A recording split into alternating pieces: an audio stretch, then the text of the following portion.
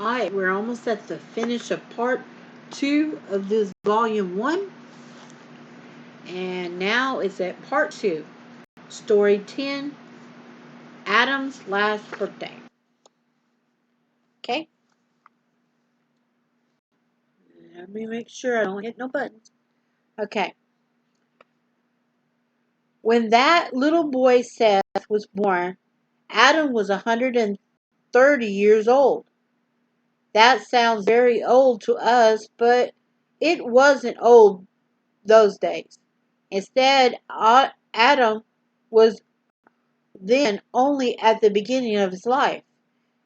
He lived 800 years after that. It may seem hard to believe, but on Adam's, I'm getting ahead of myself.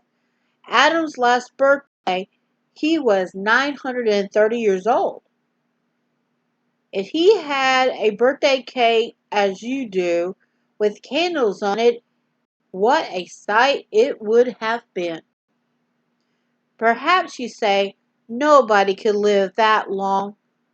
But wait a minute, remember, Adam was the first man, created by God himself on the sixth day of creation week. He was, therefore, the most perfectly formed man who ever lived. His heart, his lungs, his muscles, his okay, rewind. His heart, his lungs, his muscles, fresh from God's own hand, were made to last forever. Indeed, they would have lasted forever had not he sinned. But for one sad mistake, he could have one sad mistake, he could have eaten of the tree of life and lived on and on and on. Besides, in the beginning of the world history, there were none of these diseases so common now, which cause so many people to die very young. For hundreds of years, Adam probably never knew what it was to be sick. Most likely he never had a cold or mumps or measles or chicken pox or even a toothache. So wonderful had God made him that he kept his marvelous health and strength for most of his long life. His long, long life. Only old age weakened him, causing him at last, as God warned him in Eden, to lie down and die, and so return to the dust from which he had been made. Now, if Adam lived to be 900 years old, as I'm sure he did, then he must have seen not only his sons grow into manhood, but also his grandsons, his great grandsons, and his great great great grandsons. By the time he died, he must have been a great great great great great.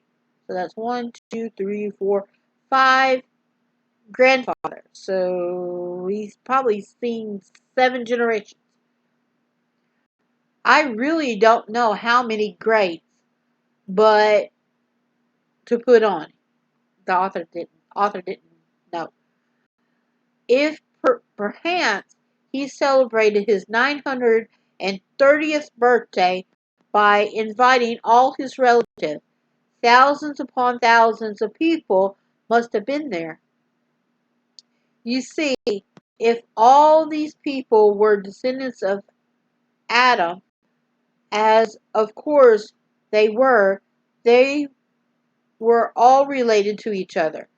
Brothers, sisters, uncles, aunts, nephews, nieces, cousins, and half-cousins. Thus, the population of Earth was that far off today. Wait. Thus, the population of Earth in that far-off day was made up of one big family, with Adam the grand old father of them all. Ooh, my eyes start getting worried. But now, only did Adam live a long but not only did Adam live a long time, so did his children. Seth, that little boy who came to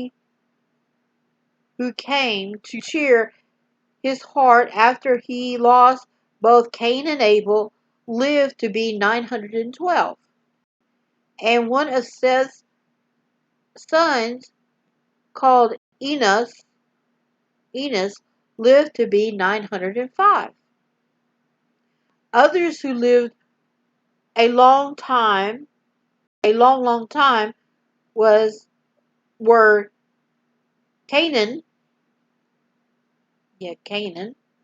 910. Oh, these are the ones that machine was reading. Mahalalel, 895, and Jared, 962. The man who lived the longest of all was Methuselah. He lived to be 969, almost 1,000.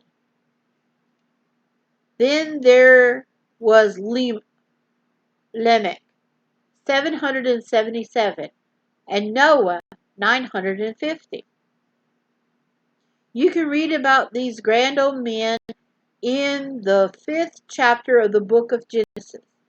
And when you do, take a pencil and paper and draw a line to show how long each of them lived. Allow half an inch for every 100 years. Work it out carefully, and you will discover some very interesting facts. First, you will notice that the 9 patriarchs mentioned in this chapter, 8 of them lived at the same time as Adam. Only Noah never saw him. Ooh, interesting. That was very interesting. Noah never saw Adam. Second, you will see that 2 of them, Methuselah and Lamech, not only knew Adam personally, but they lived almost the same time as the flood. Little tidbits that come in this.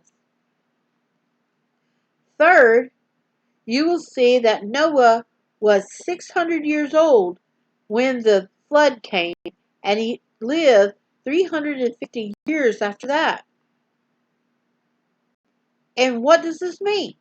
It means that everybody in those far off days must have known about the story of creation. Everybody must have known about Eden and God's wonderful goodness to Adam and Eve in the glorious garden he made for them. Everybody must have known, too, about their temptation and fall. And most important of all, everybody must have known about God's promise to redeem and restore all that Adam and Eve so clearly threw away. From father to son, from one patriarch to another, the wonderful story was handed down, so that there was never any excuse for sin, never a reason why anyone should not know God and love Him with all their heart. And then there's a little watercolor illustration of, you'll see, little watercolor illustration of someone talking, an older, wiser person talking. And let's see what the next page has. And that is the end of part. No, it's not. Huh. There's another story. I thought there were only 10 stories. But apparently, There's more stories. All right, let's stop and go to the next story.